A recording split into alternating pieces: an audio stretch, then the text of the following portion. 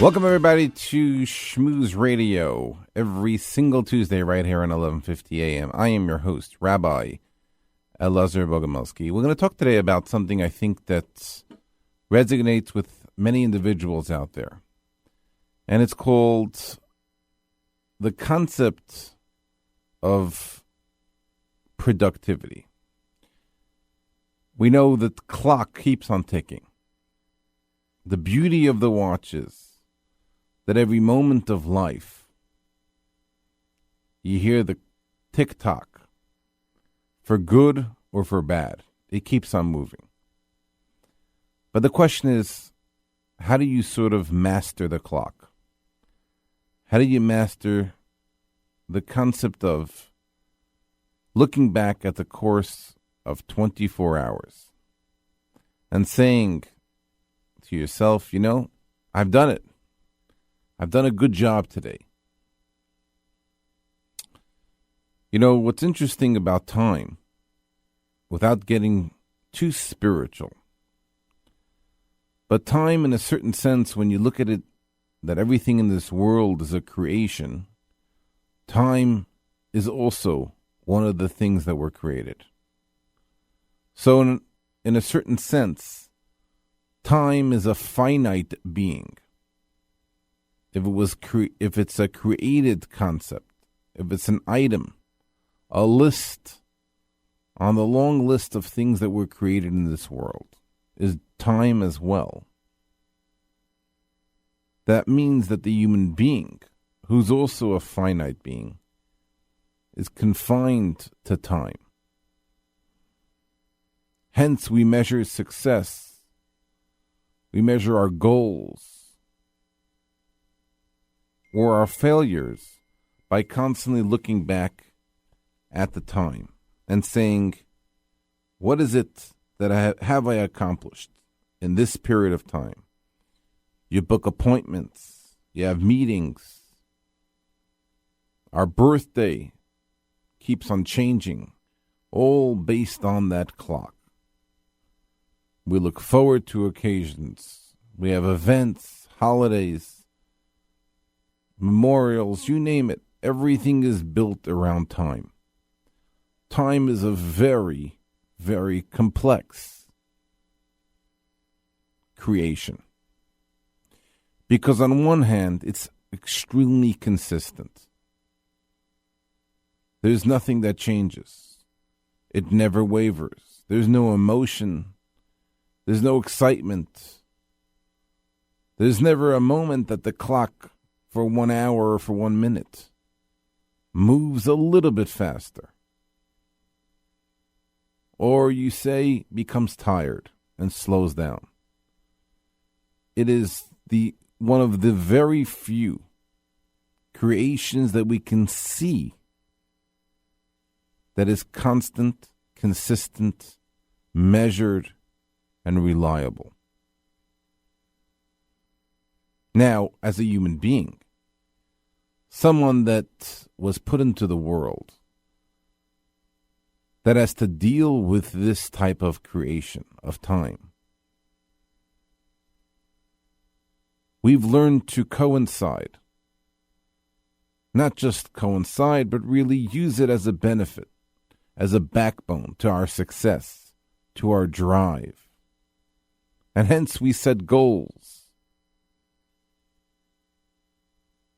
We measure ourselves when it comes to an education. We know it's going to take X amount of years to go through X amount of subjects.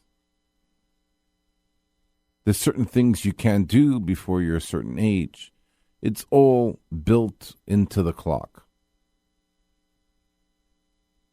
So the real question is, if the clock is ticking, and things are happening, and you're trying, you're existing, you're moving, you're engaged in the world, how do you become that master of time?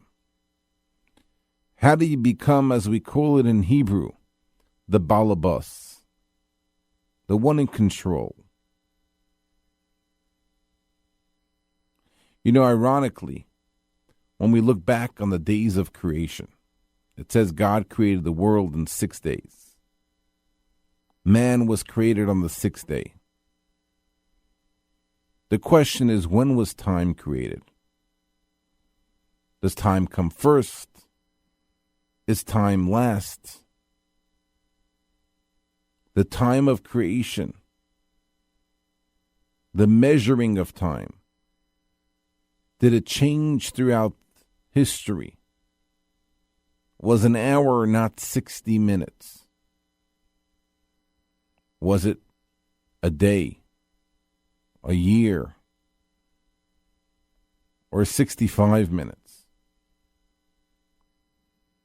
Ironically, on the first day of creation, we have this expression and the same verse to analyze and to access each and every day.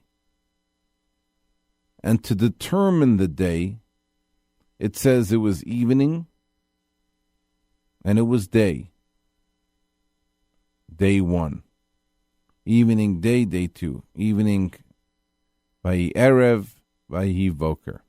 It was evening and it was morning. Day 3. And that's how it goes through verse after verse, describing what occurred that day, what was created that day, and we conclude every single expression of every day with the same analogy, the same words, the same way of analyzing what occurred. It was evening and it was morning. Our ancient scholars highlight this interesting phenomenon. And they ask, why is it that when God created the world, every time the verse says it was evening and it was morning? Today's day and age, when we look at a day, we look at the day first, and then the end of the day is the evening. So the scholars come to a conclusion, and they say that the reality of a day, the beginning of a day, really begins with sunset. The moment twilight sort of kicks in, and it leads towards that moment of sunset, that is really the beginning of the following day. Hence all Jewish holidays, a birthday, anniversary, whatever it may be, being that the Jewish calendar follows the lunar calendar, you'll always find that Shabbat, Sabbath, the 7th day of the week, always begins Friday evening. And it's based on this idea that first it says evening and then it says morning. So the beginning of Sabbath is not Saturday morning. Saturday morning is already close to 8-9 hours into the day of Saturday. It begins at sunset Friday evening. And hence you have those that observe the Sabbath don't begin observing it Saturday morning, but the time they actually engage and follow the laws of Sabbath. To whatever level, to whatever degree of observance those individuals are, you will find that they begin with Friday evening. Because Friday evening, in a certain sense, is the beginning of Saturday. And this is actually a very, very important calculation and a way of analyzing the day, because it makes a major difference in birthdays, in anniversaries, in yartzites. Yartzeit means the anniversary of someone that passed away, a beloved one. And you want to know what exactly is the day. Today in Hebrew is the 14th day of the month of Cheshvan, called Mar Cheshvan in Hebrew. Now, on the English calendar, it's the 27th day of October. So if an infant was born in a local hospital, a Jewish boy or girl, and they want to know what is their Hebrew birthday, it depends what time of the day. If it's this time of the day, smack in the middle of the day, then it's clear. It's either the 14th day of Cheshvan, equivalent to the 27th day of October. But what happens if this infant was born this coming evening, after sunset? We still call it the 27th of October, but hence, because the day follows the previous evening, so it begins by the evening, according to the Jewish calendar, the infant would actually put on their birth certificate, so to speak, that they are born the 15th day, not the 14th day of Cheshvan, the 15th, because the 15th day begins after sunset today. Now you might say, who cares? Up an hour, less an hour. Why the detail? Well, it makes a big difference in the observance for a bar or bat mitzvah. It makes a huge difference when it comes to many different holidays. When is Rosh Hashanah, the beginning of the new year? When is Passover? And so on and so forth. And of course, what's the date that you observe someone's passing away? You go to the synagogue and you say Kaddish. Are you saying it on the right date, or you're off a day? And year after year, obviously,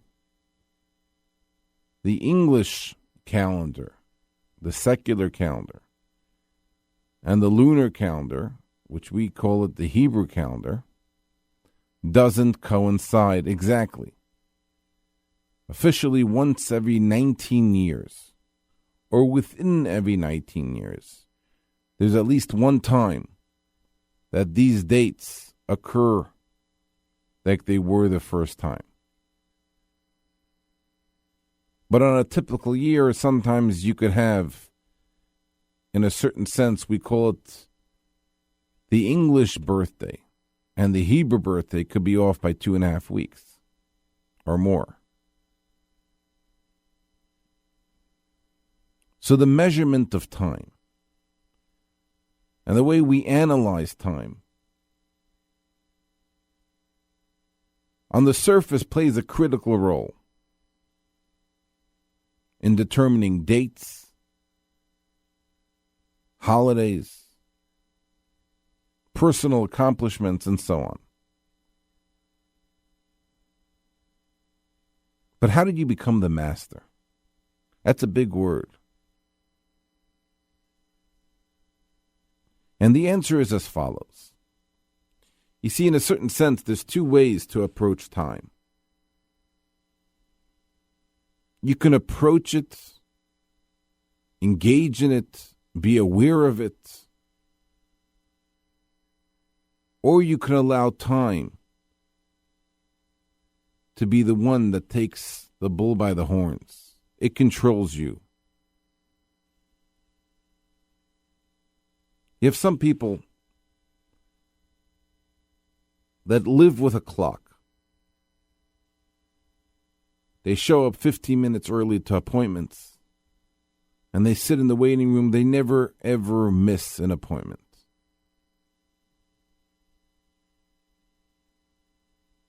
And it's a certain personality that's punctual, experiences the heartbeat of the clock, and is totally in tuned to follow it, engage in it, live by it. When they say 7 o'clock dinner is 7 o'clock. When they go on vacation, they have every moment planned. When are they going to wake? Which taxi is taking them? And they have it all planned out almost to the minute. In a certain sense, they do a lot of good things in the course of the time. Because time is measured. It's sacred. It's important. And they understand that in order to fulfill certain things, you got to live with the clock. There's a lot to be said about a person that every moment of their life coincides with the tick-tock of a clock, is engaged, aware of the preciousness of time. But in a certain sense, that type of engagement in time at many times comes with a great expense. And the expense of that individual is that they live, in a certain sense, a very rigid, structured life that doesn't ever expand, doesn't like change, try new things, explore, take a little risk. They look at you like you're crazy. Are you kidding me? This time I got to be here, and I got to be finished by this. And I got to show up tomorrow at this time. And they have it all planned out. And you look at them and you say, you kidding me? There's a world out there. It's an exciting world. Live a little bit, you say. And they tell you, live a little bit? You kidding me? I'm living every moment of my life with the clock. Is that called mastering time? Is that type of individual the one that we say figured it out, got it? I understand what I'm talking about. They have it all together. If only I could have a half-structured day like that individual, boy, would I take over the world. Boy, would I accomplish things that sit on my to-do list week after week, year after year. The mere fact that you have a list is already a level. Is that considered being the master of time? Or is there something that's even a deeper level? Is there something that goes beyond the simple framework of looking at the clock and saying, what's happening today at this hour, at this moment? Where am I in 30 minutes, in 45 minutes? The answer is, of course, there's always a deeper level. So the question is, what is that level, and is it achievable? Is it something that's meant to become? In other words, I should strive to reach that level. Or is it meant to exist for only those few that really can master, beyond mastery, can engage, live a fulfilling day, and push that envelope to really push time to a new level?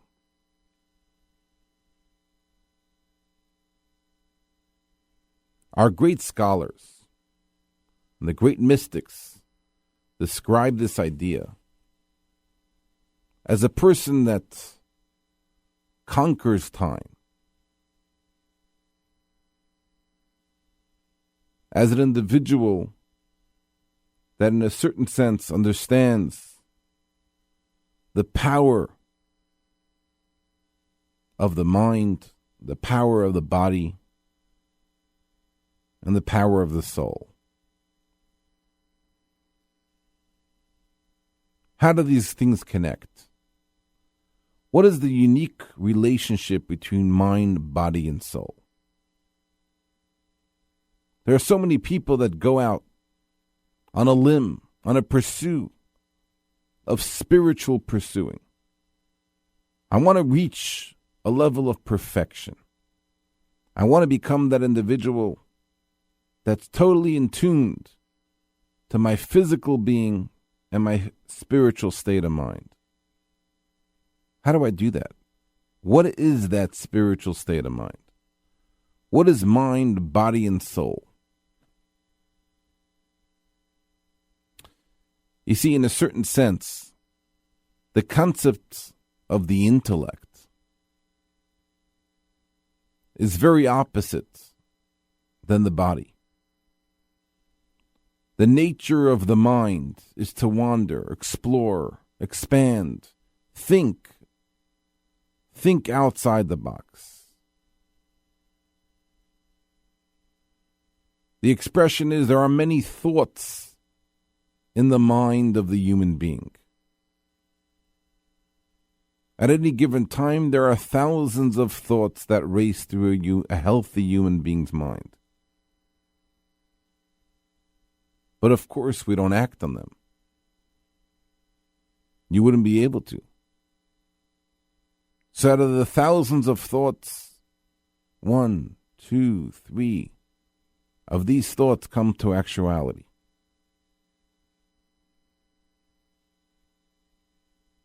And the reason is because in thought, there are no boundaries. In thought, in machshava, as we call it in Hebrew, in the human intellect, there are no boundaries. And the boundaries that do exist are only different levels of engagement in the process of thought. From raw intellect to process intellect to productive intellect, making it actuality. The body, on the other hand, is all about limitation. Even when you push your body beyond its limits, it's still in a framework of a limited existence. You can push, you can excel the engine, but it only works as long as there's gas, as long as there's a spark. You can't create something that's not there. And hence you have people that constantly push themselves. But after many years, they realize that as much as I work on myself, on the physical body, this body, for whatever reason, I could only take it to such and such level. And therefore, we have different athletes that naturally have the tendency to succeed in certain areas of athleticism. And they're able to reach that level. And when they push themselves, they go a little further. But then you'll meet every successful athlete. They'll say, I can maybe get a little bit more out of this, but I'm done. Because the body is finite. The body is limited. So the mind, on one hand, is complex, thinks, broad, wild, no limitation. The body, on the other hand, is totally confined, pushes itself to the limits, but realizes there are walls. You can push a little bit here and there, there's a little give. But beyond that, it's still a limitation. And where you see the limitation is that the more the individual matures, certain things that we took for granted, certain things that were easy to accomplish, become a great chore, a challenge, a difficulty, aches and pains. And you say, I just don't have that same youthful body. Believe it or not, the mind also has that ability. But the wear and tear and the ability to see that transition in a person that constantly uses their mind, you can see people going sharp way into their 90s. What about soul? Soul is a very interesting component. Because in a certain sense, soul is not physical. Soul is not finite. Hence, when a person passes away, the body is merely the one that finds burial. But the soul continues to live. Because the soul, as we call it, is godly. The soul is a spiritual edifice. It's not physical. It doesn't take up space. But what the soul is, it's an existence without a framework of existence. So it lives in a realm of not taking up space. It lives within the human body, and many people translate it as the spirit of the body.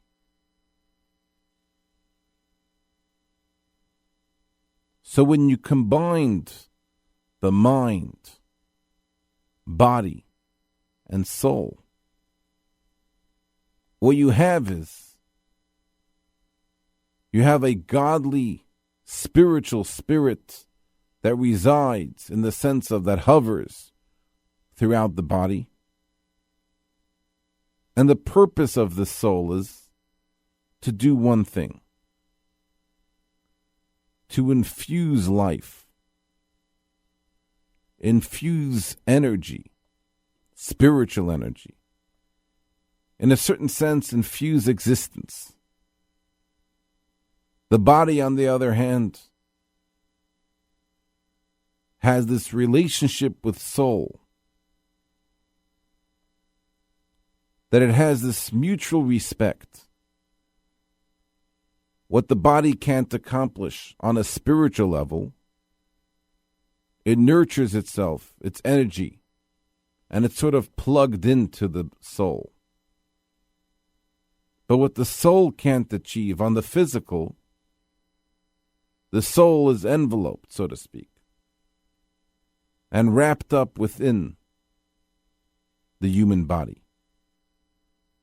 So as much as a soul wants to express itself, how much it cares for another human being, engages another human being, it needs the physical body to extend those arms, those legs, and so on and so forth. The mind, the mouth, the speech. The mind has the power to guide. The mind has the power to take thought and bring it into action. Although there's thousands of thoughts that race through the human mind, the mind has the power to choose which action it wants to accomplish. What's on the to-do list? What thoughts will I bring forth into a reality? So when we discuss the power of time, how time works, time is totally linked to the human intellect. The way a person perceives the preciousness of a minute, a moment, or a decade has to do with how you perceive your to-do list. What is it that you want to accomplish? We're going to take a short break now. When we come back, I'm going to explain to you an unbelievable insight in relationship to the mind, how mind and power of body with the guidance of the soul can make us that master of time. You don't want to miss this. Stay tuned right here to Shmooze Radio. We'll be back right after these messages. Welcome back to Shmooze Radio. Once again, I'm your host, Rabbi Elazar Bogomilsky. We're talking about the preciousness of time, mastering time. And of course, it's something that even if we don't think about in the daily basis, in the course of a day, it's something that we know it's important to analyze. Become that master. Become the individual that we say, I got it, I get it. And then work towards that goal. The question is, how do you reach that goal? And what is the goal to reach? Before the break, I discussed a very deep concept in mysticism in relationship to mind, body, and soul. Each one plays a critical role. That bond, that unification, that relationship between the mind that races and has thoughts and has abilities to go beyond a simple expression of what you can have in a dialogue. You can have 100,000 thoughts racing through your mind, and yet when you open your mouth, you can only say one thing at a time. The power of the mind with the relationship of the body and soul, and how soul and body need each other. And each one benefits. One is that spirit, and one is the physical endeavor, the interaction, the tangible feel of the human body, the human touch, so to speak. The reality is that these three components of mind, body, and soul really coincide with being that master of the human clock. And I'll explain to you how this works. You see, as we just explained, there's nothing more powerful than intellect. How do you know it's powerful? Because something that is powerful can do multiple things at one time. Hence, when a human being is able to multitask, we're impressed. Why are we so impressed? Because we know the thought, the process it takes to do each and every one of those things. And when a person is able to do that all together, as the expression goes, if you want to take care of something, or if you want something done, give it to a busy person. Now you might say, good line. But there's so much truth to that statement. When the mind is racing, a healthy human being that's strong and takes control of their mind, there is nothing more powerful and there's nothing more honorable to watch that individual engage their mind with the reality of the world, which means with their body and soul, with mankind.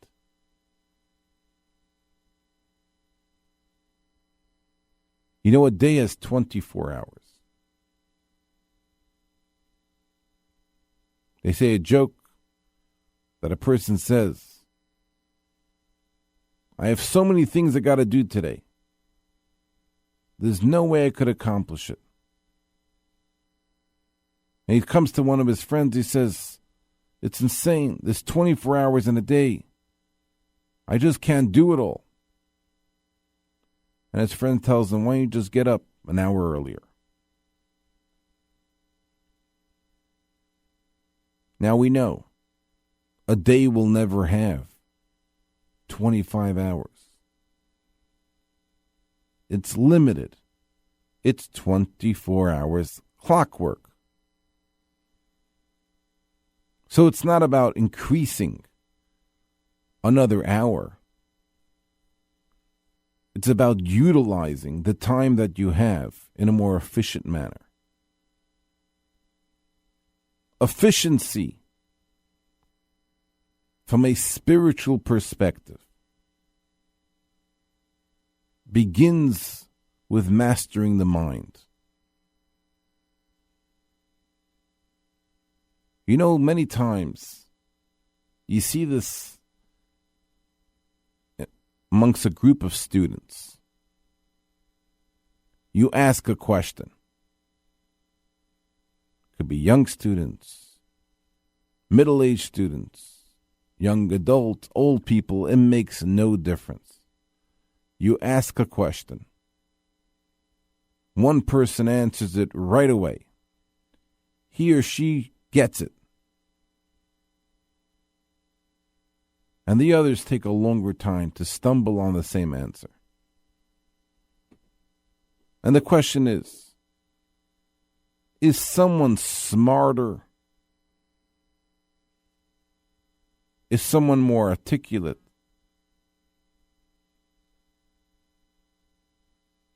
Kabbalistic literature analyzes this and explains, of course, there's different level of smarts. But it's really built around the process intellect, in the raw intellect,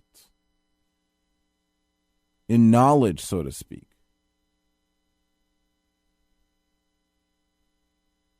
The average individual has tremendous capacity. The difference that it makes is who can process that information faster. Some people have this individual gift. They're able to take a complex concept, think about it, and quickly derive an answer. Others might even have the answer on the tip of their tongue, but not comfortable enough to really explain, express it, make it theirs. The concept of becoming the master of the mind is that ability to process that thought.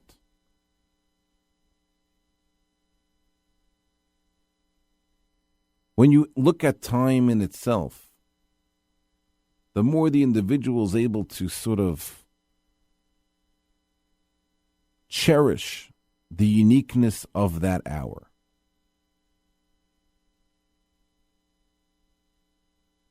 It doesn't mean that every person will be doing the same thing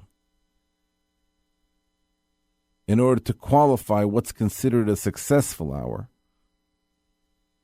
But what it does mean is when the mind processes the thought, and when the mind engages in that raw thought and brings it to a processed level, to the ability to make it come forward, bring it to reality, explain that concept to another human being. At that moment, at that split second, you're mastering the mind and you're analyzing and accessing the importance of time. Because the power of being that individual that understands time is the individual that is thoughtful about time. The more thought you put into the process of time, the more thought you put into thinking, how do I achieve this level?